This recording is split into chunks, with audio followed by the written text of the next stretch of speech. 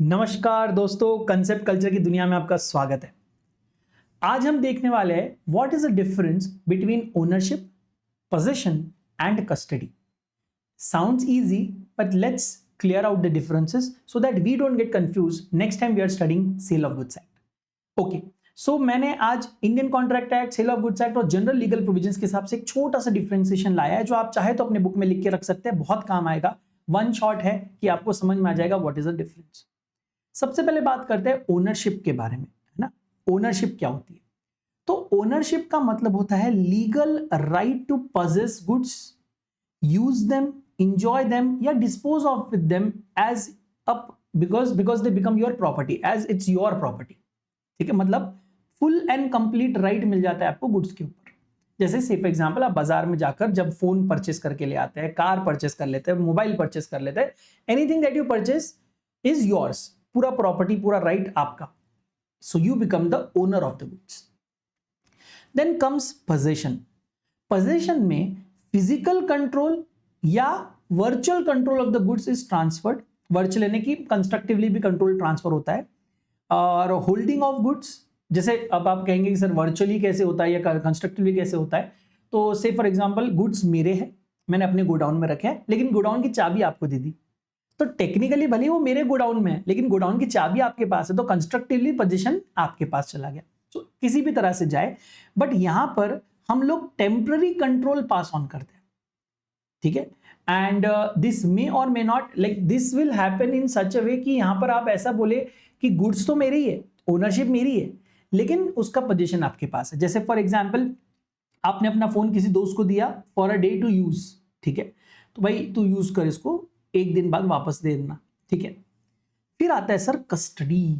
Now what do you mean by custody? Custody is मियर holding without any right and और intention to possess और own the goods.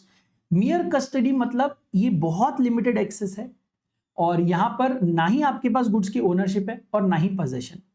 जैसे जैसे अगर एक building का वॉचमैन है और वॉचमैन को अगर आप मेन गेट की चाबी दे देते हो या वॉचमैन को अगर आप शोरूम की चाबी दे देते हो, तो neither he becomes the owner of the showroom nor he becomes the possessor of the showroom, या उसके अंदर के गुड्स, जो भी शोरूम के अंदर गुड्स है वो ओनर नहीं बनता या पोजेशन में नहीं होता। उसके पास सिर्फ चाबी है सेफ्टी के लिए कि भाई कल को अगर अंदर कुछ आग लग जाए, कुछ हो जाए, तो ये एटलीस्ट ओपन करके ही will be able to help get the, मतलब जो भी फायर फाइटर्स है जो जिनको अंदर जाना हो तो उनको जाने दे सके।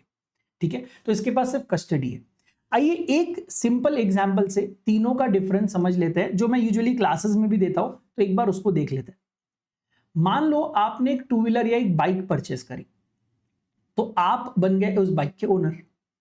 कुछ दिनों बाद आपको उस बाइक का सर्विसिंग करवाना था, तो आप मान लो चले गए एक ऑथोराइज सर्विस सेंटर में और आपने उनको गाड़ी दे दी।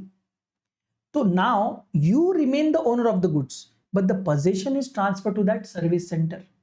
बराबर। अब सर्विस सेंटर वाले पूरा दिन आपकी गाड़ी यूज करें इन द सेंस वो ट्रायल करने के लिए भी वो यूज चला सकते हैं, उसको रिपेयर करेंगे, वॉश करेंगे, पॉलिश करेंगे, सब जो करना है करेंगे। और इस प्रोसेस में हो सकता है सर्विस सेंटर वो क्या करे, अपने किसी एक मैकेनिक को या कोई जो बॉयज होते हैं जो पार्किंग वार्किंग ये वो करते हैं, वॉशिंग करते हैं, किसी को भी गाड़ी दे देते हैं कि भाई यहां से वहां पार्क कर दो, या एक बार मैकेनिक को दे दें कि तू देख ले चलाकर। So they have only custody. Possession is with the service center. Ownership is with you.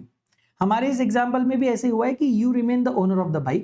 फिर आपने उस बाइक किसी मैकेनिक को दे दिया। मान लो एक छोटे से गैराज में आप चले गए, तो आपने एक मैकेनिक को दे दिया उसका पोजीशन फॉर सर्विसिंग।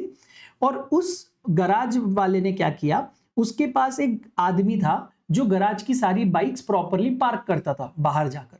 उसको आपकी गाड़ी सर्विसिंग के बाद दी, बोला जाके बाहर पार्क कर दो, तो वो बन जाता है कस्टोडियन। मतलब उसके पास क्या आ जाती है, कस्टडी आती है, ना ओनरशिप ना पोजीशन। उसका काम उतना ही वहां से ले जाना, वहां पार्क करना, वापस लाके चाबी मैकेनिक के पास देना, because position is with mechanic and ownership is with, बोलो, द ओनर, यू। अब सवाल यह है कि क्या person in position of the goods को सेल कर सकता है? वेल, जवाब कमेंट में आप लिख के बताएंगे, और अगर आपके जवाब सही नहीं रहे तो मजबूरन मुझे एक और कंसेप्ट कल्चर वीडियो बनाना पड़ेगा इस कंसेप्ट पे। तो आपको ये सीरीज कैसी लग रही है प्लीज कमेंट करके बताइए, और आप क्या और नया देखना चाहते हैं कंसेप्ट कल्चर के थ्रू, वो भी जरा आप उसमें बताइए। Thank you so much for joining in, God bless you all, lots of love, see in the next one, signing off Siyada ji.